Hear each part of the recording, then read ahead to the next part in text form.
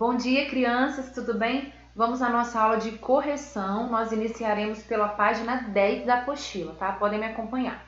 Vamos lá, o texto sobre aquela lenda, né, que vocês leram no início do capítulo aí, a lenda de como surgiu a noite, foi dividida em 3 partes. Então vamos fazer a correção a partir da página 10.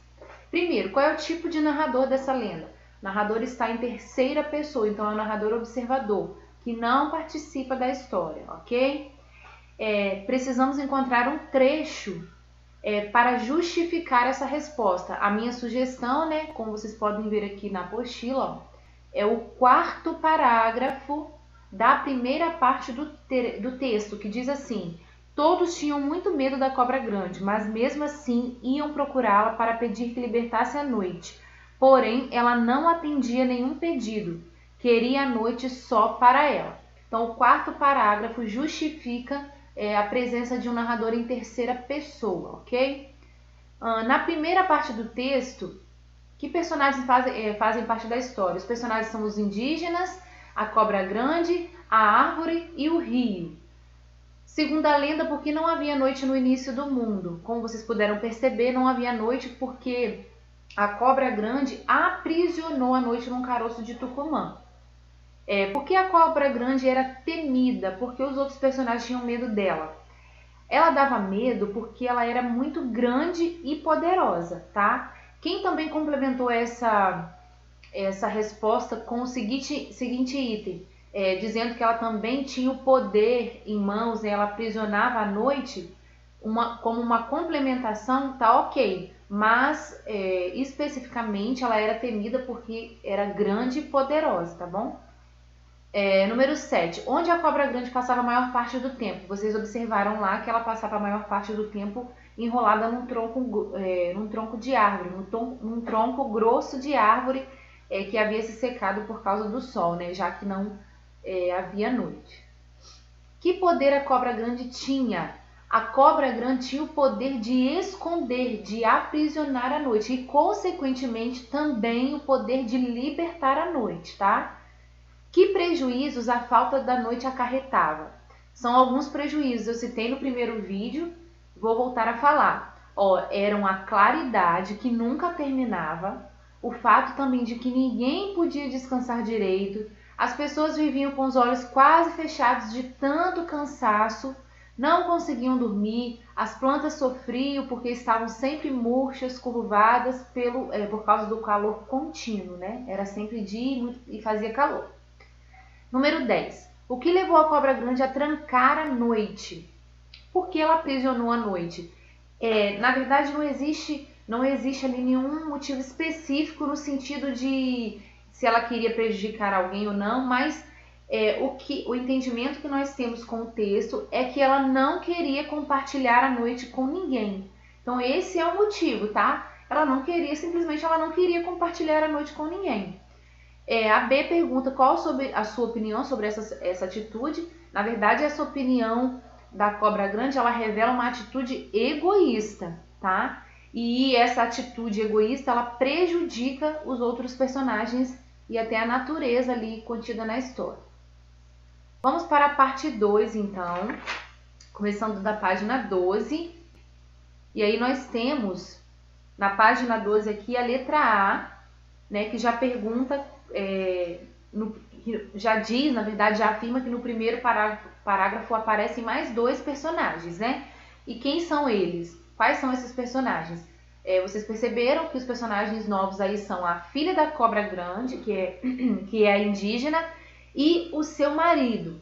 Qual a importância desses personagens para o desenrolar da história?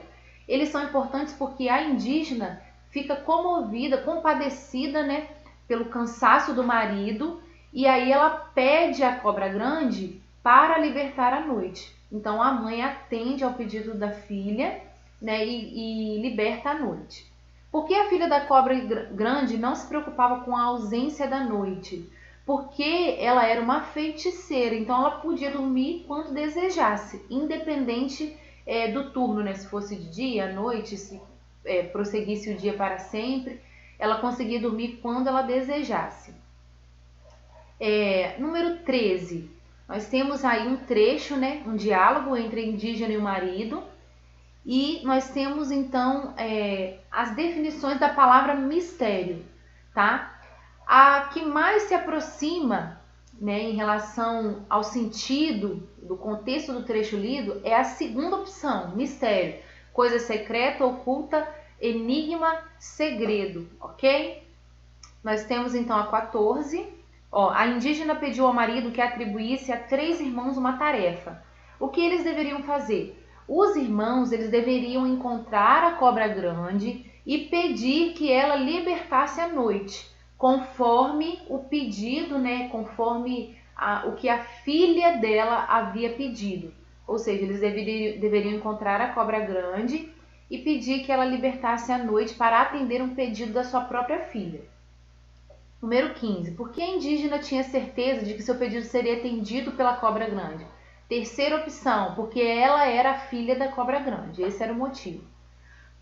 Número 16. Por que as árvores se encheram de esperança? As árvores se encheram de esperança porque a noite podia ser liberta. Então elas tiveram aquela expectativa, né? Já que os indígenas fariam ali o pedido à cobra grande. Então elas tiveram uma expectativa, tiveram esperança porque a noite poderia voltar a aparecer. Qual foi a condição da cobra grande para entregar aos indígenas o caroço de Tucumã que continha a noite? A cobra, ela pediu que, a condição que ela impôs foi que os indígenas não abrissem o caroço antes de entregá-lo à sua filha.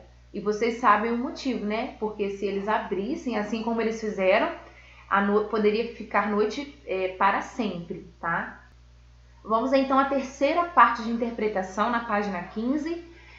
Quais são as qualidades atribuídas aos 3 irmãos? As qualidades são a obediência e a curiosidade. Eles eram obedientes, mas, né, por causa da curiosidade, eles desobedeceram, mas eles possuíam essa qualidade também.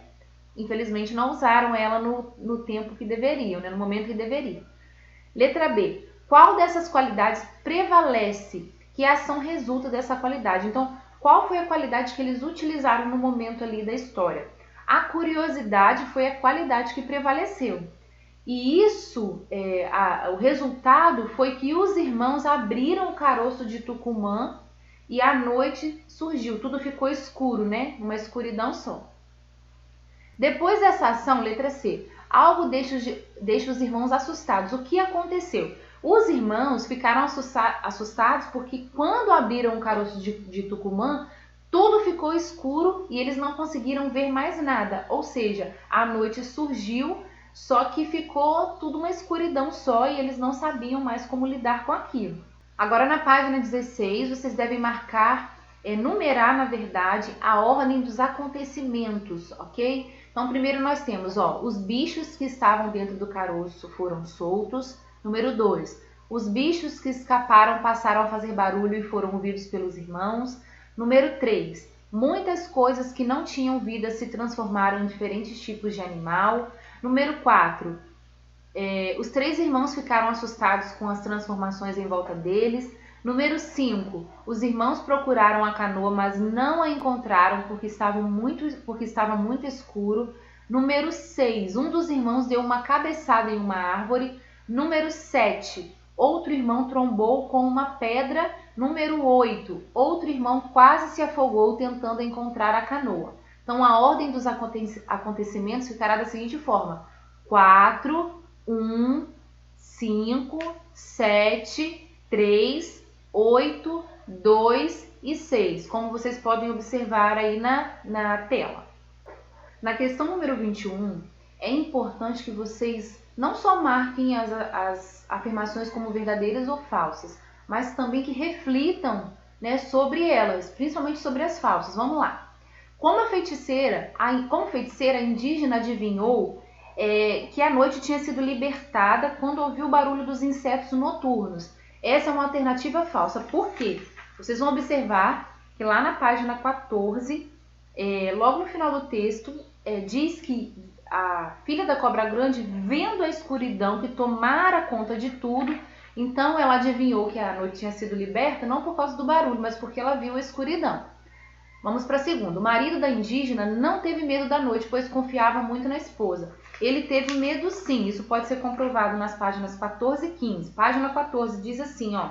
Ele diz, o marido, nós também estamos perdidos. Como viveremos no escuro para sempre? E na página 15 ela responde, não tenha medo, indicando que ele teve esse sentimento, tá? De medo. A terceira opção. A filha da cobra grande sabia o que fazer para trazer o dia de volta. Verdadeiro. Ela sabia o que fazer. Foi quando ela disse, que também está aqui na página 15, ó, ela arrancou um fio de cabelo e aí ela foi separar o dia da noite, cortando o dia separando, né, com o fio de cabelo, cortando eles. E aí, essa é verdadeira, e a que vem em seguida, a quarta opção também é verdadeira, que fala exatamente o que ela fez, ó. A indígena separou o dia da noite com um fio de cabelo, usando para cortar o espaço. Então também essa é verdadeira. Penúltima. Depois que a noite foi embora, os 3 irmãos foram perdoados pela indígena. Falso, eles não foram perdoados. O final do texto, na página 15, vai mostrar que a indígena, ela usa a seguinte expressão, ó. Vocês vão pagar pela desobediência. E aí ela transforma os indígenas em macacos. Então eles não foram perdoados, tá? Eles sofreram aí uma consequência muito ruim. E por último, por causa da desobediência, os indígenas foram transformados em macacos. Então essa é verdadeira, essa alternativa é verdadeira. Na página 17, vocês deveriam analisar as 2 lendas lidas, essa que nós acabamos de corrigir a interpretação, né, que é como surgiu a noite, e aquela lenda que está no material de apoio. Então vamos lá. Qual foi o fato explicado nas 2 lendas? O mesmo fato, o surgimento da noite. Quais eram os personagens? Aí nós temos algumas diferenças. Na primeira lenda, como surgiu a noite, nós temos a cobra grande, a árvore, a indígena, que era filha da cobra grande, o marido da indígena, o rio e os irmãos do marido da indígena, que eram os indígenas que buscaram o caroço de Tucumã, buscaram a noite.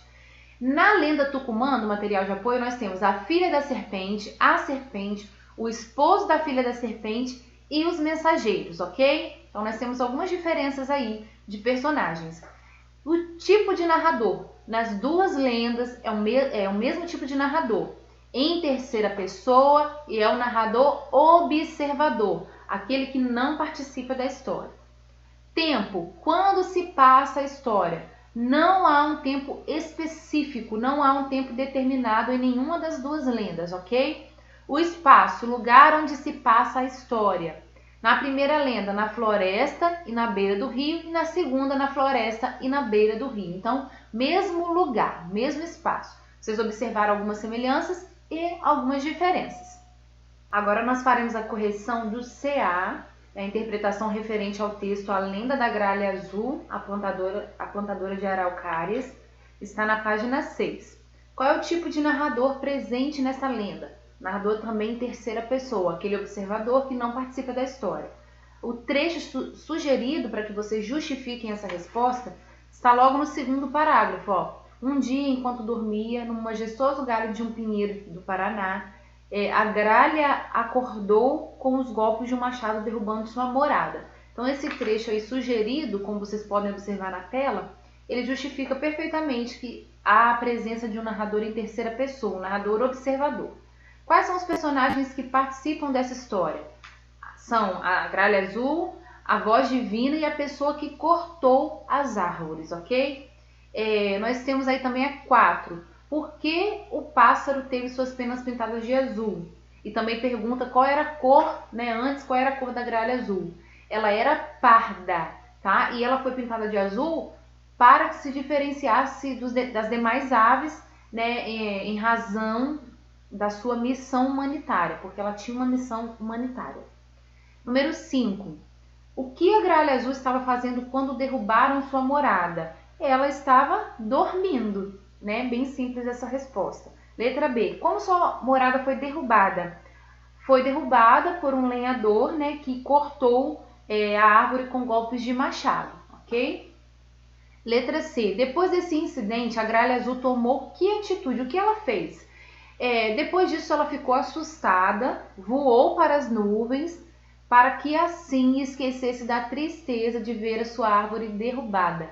Ela ficou tão desanimada, né? Vocês puderam observar lá no texto, tão entristecida, que ela pensou em nem voltar mais, né, para a árvore, para a terra, tá? Pensou em ficar lá nas nuvens mesmo. Sobre a missão humanitária da Gralha Azul, como ela descobriu a sua missão?